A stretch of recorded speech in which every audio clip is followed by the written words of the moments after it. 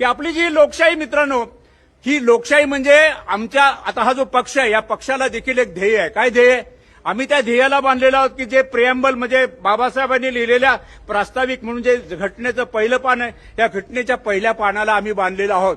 आम्ही भारताचे लोक भारताचे एक अशा प्रकारचं रिपब्लिक किंवा असं एक लोकशाही गणराज्य निर्माण करू की ज्या गणराज्यामध्ये सामाजिक समता असेल, आर्थिक न्याय असेल, सामाजिक न्याय असेल, राजकीय न्याय असेल, अशा प्रकारची प्रक्रिया या देशामध्ये घडली पाहिजे अशी संकल्पना त्या 26 नोव्हेंबर 1949 साली बाबासाहेबांनी संविधान देशाला देताना केली. म्हणून मग विचार करतो की सध्याचं जे सरकार आहे हे सरकार मग मोदींचं सरकार या संविधानामधल्या प्रियांबल किंवा प्रास्ताविकेच्या जी काही शपथ आहे हे शपथीचं अंमलबजावणी करते का? म्हणजे या देशामध्ये आर्थिक, राजकीय, सामाजिक समता निर्माण करण्याचा प्रयत्न करताय का? अजिबात करत नाही.